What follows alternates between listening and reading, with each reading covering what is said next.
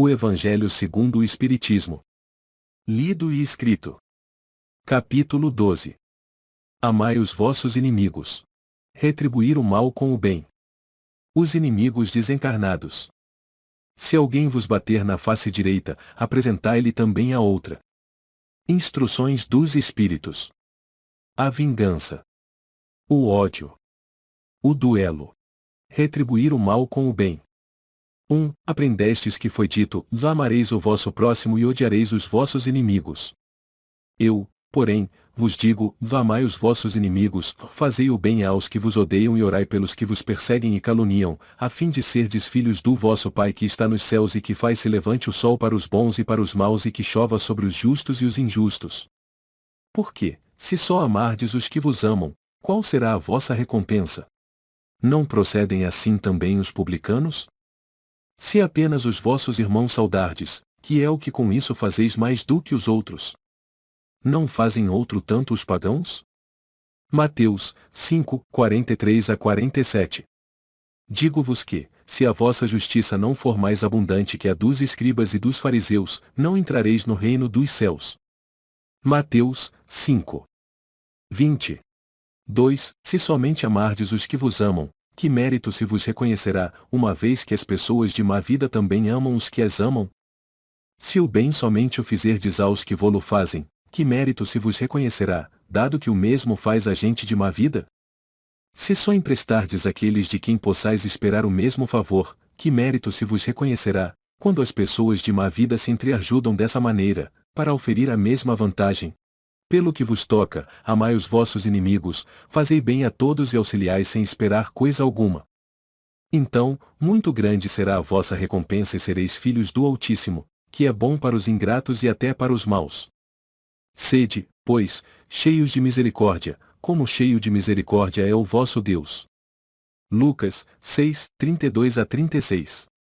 3. Se o amor do próximo constitui o princípio da caridade, amar os inimigos é a mais sublime aplicação desse princípio, porquanto a posse de tal virtude representa uma das maiores vitórias alcançadas contra o egoísmo e o orgulho. Entretanto, há geralmente equívoco no tocante ao sentido da palavra amar, neste passo. Não pretendeu Jesus, assim falando, que cada um de nós tenha para com o seu inimigo a ternura que dispensa a um irmão ou amigo. A ternura pressupõe confiança, ora, ninguém pode depositar confiança numa pessoa, sabendo que esta lhe quer mal, ou ninguém pode ter para com ela expansões de amizade, sabendo-a capaz de abusar dessa atitude. Entre pessoas que desconfiam umas das outras, não pode haver essas manifestações de simpatia que existem entre as que comungam nas mesmas ideias. Enfim, ninguém pode sentir, em estar com um inimigo, prazer igual ao que sente na companhia de um amigo. A diversidade na maneira de sentir, nessas duas circunstâncias diferentes, resulta mesmo de uma lei física, a da assimilação e da repulsão dos fluidos. O pensamento malévolo determina uma corrente fluídica que impressiona penosamente. O pensamento benévolo nos envolve num agradável eflúvio. Daí a diferença das sensações que se experimenta à aproximação de um amigo ou de um inimigo. Amar os inimigos não pode, pois, significar que não se deva estabelecer diferença alguma entre eles e os amigos. Se este preceito parece de difícil prática, impossível mesmo, é apenas por entender-se falsamente que ele manda se dê no coração, assim ao amigo, como ao inimigo, o mesmo lugar. Uma vez que a pobreza da linguagem humana obriga a que nos sirvamos do mesmo termo para exprimir matizes diversos de um sentimento, a razão cabe estabelecer as diferenças, conforme os casos. Amar os inimigos não é, portanto, ter-lhes uma afeição que não está na natureza, visto que o contato de um inimigo nos faz bater o coração de modo muito diverso do seu bater, ao contato de um amigo.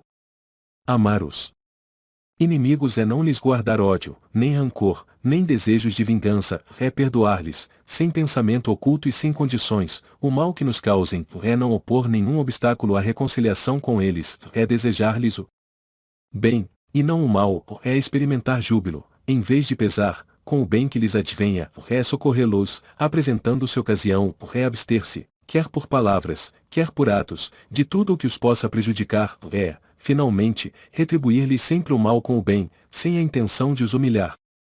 Quem assim procede preenche as condições do mandamento: amai os vossos inimigos. 4. Amar os inimigos é, para o incrédulo, um contrassenso, aquele para quem a vida presente é tudo, vê no seu inimigo um ser nocivo, que lhe perturba o repouso e do qual unicamente a morte, pensa ele, o pode livrar. Daí, o desejo de vingar-se. Nenhum interesse tem em perdoar, senão para satisfazer o seu orgulho perante o mundo. Em certos casos, perdoar lhe parece mesmo uma fraqueza indigna de si. Se não se vingar, nem por isso deixará de conservar rancor e um secreto desejo de mal para o outro. Para o crente, sobretudo, para o espírita, muito diversa é a maneira de ver, porque suas vistas se lançam sobre o passado e sobre o futuro, entre os quais a vida atual não passa de um simples ponto. Sabe ele que, pela mesma destinação da terra, deve esperar topar aí com homens maus e perversos, que as maldades com que se defronta fazem parte das provas que lhe cumpre suportar e o elevado ponto de vista em que se coloca lhe torna menos amargas as vicissitudes, quer advenham dos homens, quer das coisas.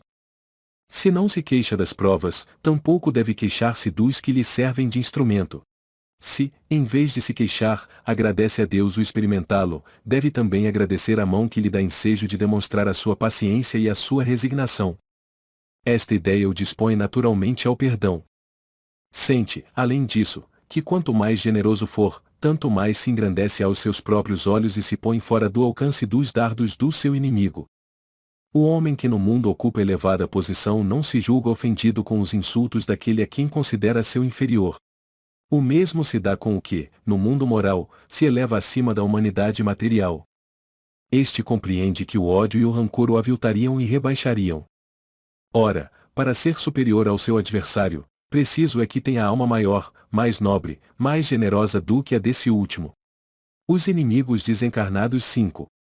Ainda outros motivos tem o espírita para ser indulgente com os seus inimigos.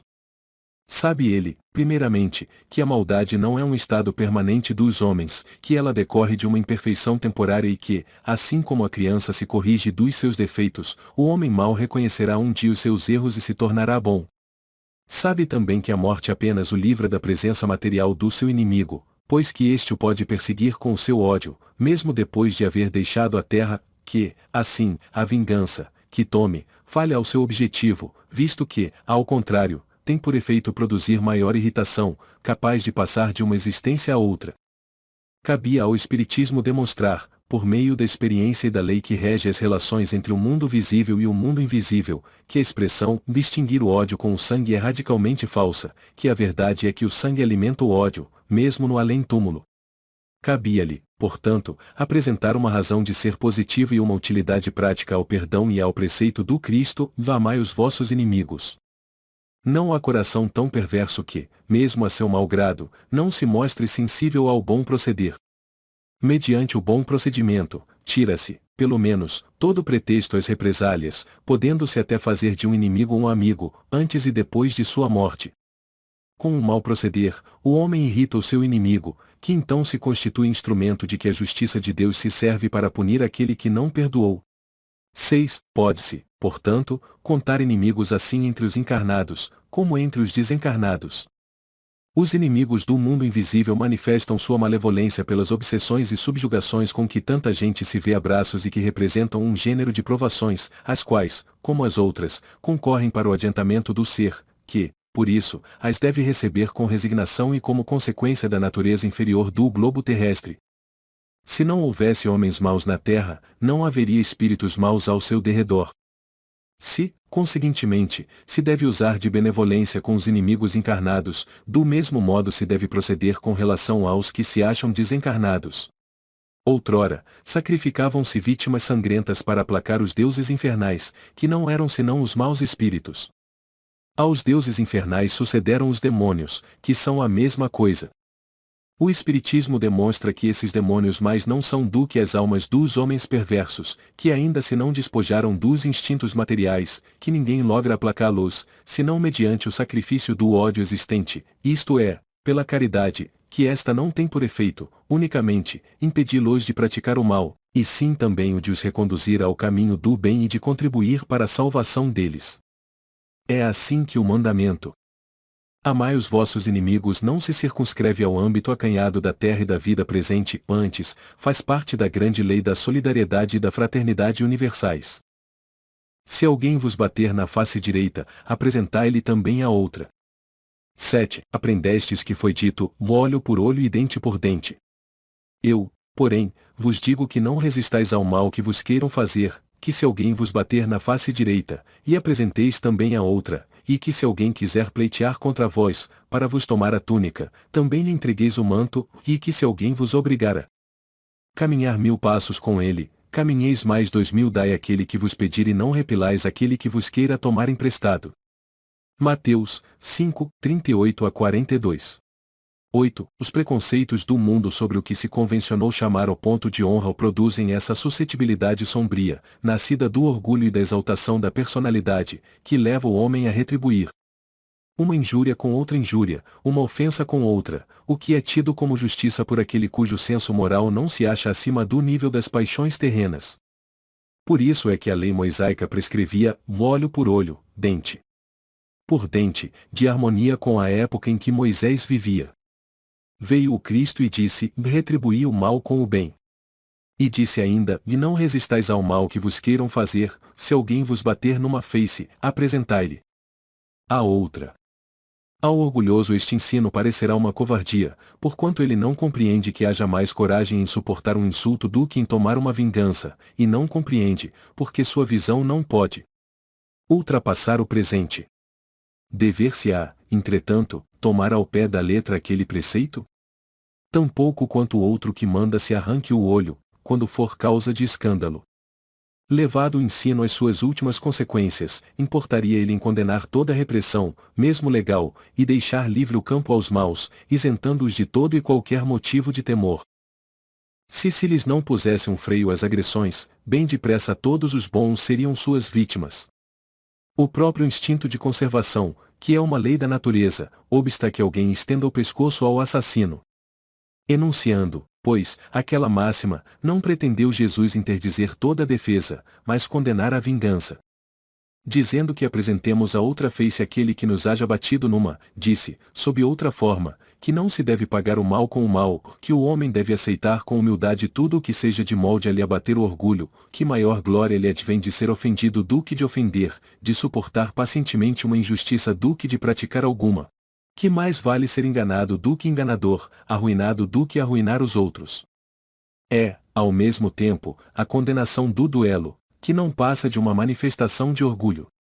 Somente a fé na vida futura e na justiça de Deus, que jamais deixa impune o mal, pode dar ao homem forças para suportar com paciência os golpes que lhe sejam desferidos nos interesses e no amor próprio. Daí venho repetirmos incessantemente, lançai para diante o olhar, quanto mais vos elevardes pelo pensamento, acima da vida material, tanto menos vos magoarão as coisas da terra. Instruções dos Espíritos. A vingança. 9. A vingança é um dos últimos remanescentes dos costumes bárbaros que tendem a desaparecer dentre os homens. É, como o duelo, um dos derradeiros vestígios dos hábitos selvagens sob cujos guantes se debatia a humanidade, no começo da era cristã, razão por que a vingança constitui indício certo do estado de atraso dos homens que a ela se dão e dos espíritos que ainda as inspirem. Portanto, meus amigos, nunca esse sentimento deve fazer vibrar o coração de quem quer que se diga e proclame espírita. Vingar-se é, bem o sabeis, tão contrário àquela prescrição do Cristo. Perdoai aos vossos inimigos, que aquele que se nega a perdoar não somente não é espírita como também não é cristão. A vingança é uma inspiração tanto mais funesta, quanto tem por companheiras assíduas a falsidade e a baixeza. Com efeito, aquele que se entrega a essa fatal e cega paixão quase nunca se vinga a céu aberto. Quando é ele o mais forte, cai qual fera sobre o outro a quem chama seu inimigo, desde que a presença deste último lhe inflame a paixão, a cólera, o ódio. Porém, as mais das vezes assume aparências hipócritas, ocultando nas profundezas do coração os maus sentimentos que o animam. Toma caminhos escusos, segue na sombra o inimigo, que de nada desconfia, e espera o momento azado para sem perigo feri-lo. Esconde-se do outro, espreitando-o de contínuo, prepara-lhe odiosas armadilhas, e sendo propícia a ocasião, derrama-lhe no copo o veneno. Quando seu ódio não chega a tais extremos, ataca-o então na honra e nas afeições, não recua diante da calúnia, e suas pérfidas insinuações, habilmente espalhadas a todos os ventos, se vão avolumando pelo caminho. Em consequência, quando o perseguido se apresenta nos lugares por onde passou o sopro do perseguidor, espanta-se de dar com semblantes frios, em vez de fisionomias amigas e benevolentes que outrora o acolhiam. Fica estupefato quando mãos que se lhe estendiam, agora se recusam a apertar as suas. Enfim, sente-se aniquilado, ao verificar que os seus mais caros amigos e parentes se afastam e o evitam. Ah! O covarde que se vinga assim é 100 vezes mais culpado do que o que enfrenta o seu inimigo e o insulta em plena face. Fora, pois, com esses costumes selvagens. Fora com esses processos de outros tempos. Todo espírita que ainda hoje pretendesse ter o direito de vingar-se seria indigno de figurar por mais tempo na falange que tem como divisa: sem caridade não há salvação. Mas não posso deter-me a pensar que um membro da grande família espírita ouse jamais, de futuro, ceder ao impulso da vingança, senão para perdoar. Júlio Olivier. Paris, 1862. O ódio. 10. Amai-vos uns aos outros e sereis felizes. Tomai sobretudo a peito amar os que vos inspiram indiferença, ódio, ou desprezo. O Cristo, que deveis considerar modelo, deu-vos o exemplo desse devotamento. Missionário do amor, ele amou até dar o sangue e a vida por amor. Penoso vos é o sacrifício de amardes os que vos ultrajam e perseguem, ou mais, precisamente, esse sacrifício é que vos torna superiores a eles. Se os odiasseis, como vos odeiam, não valeríeis mais do que eles. Amá-los é a hóstia imácula que ofereceis a Deus na ara dos vossos corações, hóstia de agradável aroma e cujo perfume lhe sobe até o seio. Se bem a lei de amor mande que cada um ame indistintamente a todos os seus irmãos, ela não couraça o coração contra os maus procederes, e ao contrário, a prova mais angustiosa, e eu o sei bem, porquanto, durante a minha última existência terrena, experimentei essa tortura, mas Deus lá está e pune nesta vida e na outra os que violam a lei de amor. Não esqueçais, meus queridos filhos, que o amor aproxima de Deus a criatura e o ódio a distância dele. Fénelon. Bordeaux, 1861. O duelo. 11. Só é verdadeiramente grande aquele que, considerando a vida uma viagem que o há de conduzir a determinado ponto, pouco caso faz das asperezas da jornada e não deixa que seus passos se desviem do caminho reto. Com o olhar constantemente dirigido para o termo a alcançar, nada lhe importa que as urzes e os espinhos ameacem produzir-lhe arranhaduras, umas e outros lhe roçam a epiderme, sem o ferirem, nem impedirem de prosseguir na caminhada. Expor seus dias para se vingar de uma injúria é recuar diante das provações da vida, é sempre um crime aos olhos de Deus, e, se não fosseis, como sois, iludidos pelos vossos prejuízos, tal coisa seria ridícula e uma suprema loucura aos olhos dos homens. Há crime no homicídio em duelo, ou a vossa própria legislação o reconhece. Ninguém tem o direito, em caso algum, de atentar contra a vida de seu semelhante, é um crime aos olhos de Deus, que vos traçou a linha de conduta que tendes de seguir.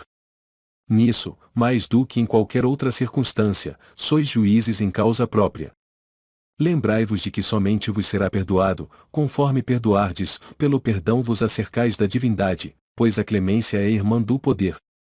Enquanto na terra correr uma gota de sangue humano, vertida pela mão dos homens, o verdadeiro reino de Deus ainda se não terá implantado aí, reino de paz e de amor, que há de banir para sempre do vosso planeta a animosidade, a discórdia, a guerra. Então, a palavra duelo somente existirá na vossa linguagem como longínqua e vaga recordação de um passado que se foi. Nenhum outro antagonismo existirá entre os homens, afora a nobre rivalidade do bem. Adolfo, Bispo de Argel. Marmande, 1861. 12. Em certos casos, sem dúvida, pode o duelo constituir uma prova de coragem física, de desprezo pela vida, mas também é, incontestavelmente, uma prova de covardia moral, como o suicídio. O suicida não tem coragem de enfrentar as vicissitudes da vida, o duelista não tem a de suportar as ofensas. Não vos disse o Cristo que há mais honra e valor em apresentar a face esquerda àquele que bateu na direita, do que em vingar uma injúria? Não disse ele a Pedro, no jardim das oliveiras, e mete a tua espada na bainha, porquanto aquele que matar com a espada perecerá pela espada. Assim falando, não condenou, para sempre, o duelo? Efetivamente, meus filhos, que é essa coragem oriunda de um gênio violento, de um temperamento Sanguíneo e colérico, que ruge à primeira ofensa?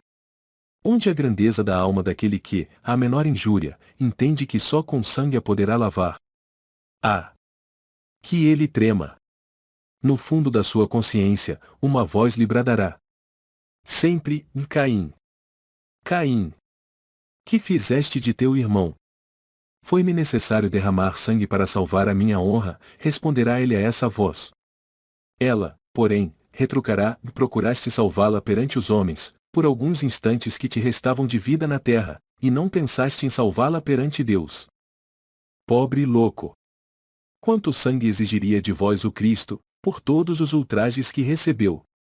Não só o feristes com os espinhos e a lança, não só o pregastes num madeiro infamante, como também o fizestes ouvir, em meio de sua agonia atroz, as zombarias que lhe prodigalizastes. Que reparação a tantos insultos vos pediu ele? O último brado do cordeiro foi uma súplica em favor dos seus algozes. Ó! Como ele, perdoai e orai pelos que vos ofendem. Amigos, lembrai-vos deste preceito, amai-vos uns aos outros e, então, a um golpe desferido pelo ódio respondereis com um sorriso, e ao ultraje com o perdão. O mundo, sem dúvida, se levantará furioso e vos tratará de covardes, erguei bem alto a fronte e mostrai que também ela se não temeria de cingir-se de espinhos, a exemplo do Cristo, mas, que a vossa mão não quer ser cúmplice de um assassínio autorizado por falsos ares de honra, que, entretanto, não passa de orgulho e amor próprio. Dar-se-á que, ao criar-vos, Deus vos outorgou o direito de vida e de morte, uns sobre os outros? Não, só a natureza conferiu ele esse direito, para se reformar e reconstruir, quanto a vós, não permite, sequer, que disponhais de vós mesmos. Como o suicida, o duelista se achará marcado com sangue, quando comparecer perante Deus, e a um e outro o soberano juiz reserva rudes e longos castigos. Se ele ameaçou com a sua justiça aquele que disser raça a seu irmão, quão mais severa não será a pena que comine ao que chegar à sua presença com as mãos tintas do sangue de seu irmão. Santo Agostinho. Paris, 1862. 13. O duelo, como o que outrora se denominava o juízo de Deus, é uma das instituições bárbaras que ainda regem a sociedade. Que diríeis, no entanto, se visseis dois adversários mergulhados em água fervente ou submetidos ao contato de um ferro em brasa, para ser dirimida a contenda entre eles, reconhecendo-se estar a razão com aquele que melhor sofresse a prova? Qualificaríeis de insensatos esses costumes, não é exato? Pois o duelo é coisa pior do que tudo isso. Para o duelista destro, é um assassínio praticado a sangue frio, com toda a premeditação que possa haver, uma vez que ele está certo da eficácia do golpe que desfechará. Para o adversário, quase certo de sucumbir em virtude de sua fraqueza e inabilidade, é um suicídio cometido com a mais fria reflexão. Sei que muitas vezes se procura evitar essa alternativa igualmente criminosa, confiando ao acaso a questão, mas não é isso voltar, sob outra forma, ao juízo de Deus, da Idade Média? E nessa época infinitamente menor era a culpa. A própria denominação de juízo de Deus indica a fé, ingênua, é verdade, porém, afinal, fé na justiça de Deus, que não podia consentir sucumbisse um inocente, ao passo que, no duelo, tudo se confia à força bruta, de tal sorte que não raro é o ofendido que sucumbe. Ó estúpido amor próprio, tola vaidade e louco orgulho, quando sereis substituídos pela caridade cristã, pelo amor do próximo e pela humildade que o Cristo exemplificou e preceituou? Só quando isso se der desaparecerão esses preceitos monstruosos que ainda governam os homens, e que as leis são impotentes para reprimir, porque não basta interditar o mal e prescrever o bem, é preciso que o princípio do bem e o horror ao mal morem no coração do homem. Um espírito protetor. Bordeaux, 1861. 14. Que juízo farão de mim, costumais dizer, se eu recusar a reparação que se me exige, ou se não a reclamar de quem me ofendeu? Os loucos, como vós, os homens atrasados vos censurarão, ou mais os que se acham esclarecidos pelo facho do progresso intelectual e moral dirão que procedeis de acordo com a verdadeira sabedoria. Refleti um pouco. Por motivo de uma palavra dita às vezes impensadamente, ou inofensiva, vinda de um dos vossos irmãos, o vosso orgulho se sente ferido, respondeis de modo acre e daí uma provocação. Antes que chegue o momento decisivo, inquiris de vós mesmos se procedeis como cristãos? Que contas ficareis devendo à sociedade, por a privardes de um de seus membros? Pensastes no remorso que vos assaltará, por haverdes roubado a uma mulher o marido, a uma mãe o filho, ao filho o pai que lhe servia de amparo? Certamente, o autor da ofensa deve uma reparação, porém, não lhe será mais honroso dá-la espontaneamente, reconhecendo suas faltas, do que expor a vida daquele que tem o direito de se queixar? Quanto ao ofendido, convenho em que, algumas vezes, por ele achar-se gravemente ferido, ou em sua pessoa, ou nas dos que lhe são mais caros, não está em jogo somente o amor próprio, o coração se acha magoado, sofre. Mas, além de ser estúpido arriscar a vida, lançando-se contra um miserável capaz de praticar infâmias, dar-se-á que, morto este, a afronta, qualquer que seja, deixa de existir? Não é exato que o sangue derramado imprime retumbância maior a um fato que, se falso, cairia por si mesmo, e que, se verdadeiro, deve ficar sepultado no silêncio? Nada mais restará, pois, senão a satisfação da sede de vingança. A triste satisfação que quase sempre dá lugar, já nesta vida, a causticantes remorsos. Se é o ofendido que sucumbe, onde a reparação? Quando a caridade regular a conduta dos homens, eles conformarão seus atos e palavras a esta máxima, e não façais aos outros o que não quiserdes que vos façam. Verificando-se isso, desaparecerão todas as causas de dissensões, e com elas, as dos duelos e das guerras, que são os duelos de povo a povo. Francisco Xavier. 13, de Bordeaux, 1861. 15. O homem do mundo, o homem venturoso, que por uma palavra chocante, uma coisa ligeira, joga a vida que lhe veio de Deus, joga a vida do seu semelhante, que só a Deus pertence, esse é 100 vezes mais culpado do que o miserável que, impelido pela cupidez, algumas vezes pela necessidade, se introduz numa habitação para roubar e matar os que se lhe opõem aos desígnios. Trata-se quase sempre de uma criatura sem educação, com imperfeitas noções do bem e do mal, ao passo que o duelista pertence, em regra, à classe mais culta. Um mata brutalmente, enquanto o outro o faz com método e polidez, pelo que a sociedade o desculpa. Acrescentarei mesmo que o duelista é infinitamente mais culpado do que o desgraçado que, cedendo a um sentimento de vingança, mata num momento de exasperação. O duelista não tem por escuso o arrebatamento da paixão, pois que, entre o insulto e a reparação, dispõe ele sempre de tempo para refletir. Age, portanto, friamente com premeditado desígnio, e estuda e calcula tudo, para com mais segurança matar o seu adversário. É certo que também expõe a vida e é isso que reabilita o duelo aos olhos do mundo, que nele então só vê um ato de coragem e pouco caso da vida. Mas haverá coragem da parte daquele que está seguro de si? O duelo, remanescente dos tempos de barbárie, em os quais o direito do mais forte constituía a lei, desaparecerá por efeito de uma melhor apreciação do verdadeiro ponto de honra e à medida que o homem for depositando fé mais viva na vida futura. Agostinho. Bordeaux, 1861. 16. Nota. Os duelos se vão tornando cada vez mais raros, e se de tempos a tempos alguns de tão dolorosos exemplos se dão, o número deles não se pode comparar com o dos que ocorriam outrora.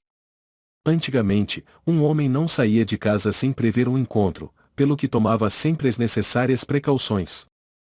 Um sinal característico dos costumes do tempo e dos povos se nos depara no porte habitual, ostensivo ou oculto, de armas ofensivas ou defensivas. A abolição de semelhante uso demonstra o abrandamento dos costumes e é curioso acompanhar-lhes a gradação, desde a época em que os cavaleiros só cavalgavam bardados de ferro e armados de lança, até a em que uma simples espada à cinta constituía mais um adorno e um acessório do brasão do que uma arma de agressão. Outro indício da modificação dos costumes está em que, outrora, os combates singulares se empenhavam em plena rua, diante da turba, que se afastava para deixar livre o campo aos combatentes, ao passo que estes hoje se ocultam. Presentemente, a morte de um homem é acontecimento que causa emoção, enquanto noutros tempos ninguém dava atenção a isso. O Espiritismo apagará esses últimos vestígios da barbárie, incutindo nos homens o espírito de caridade e de fraternidade.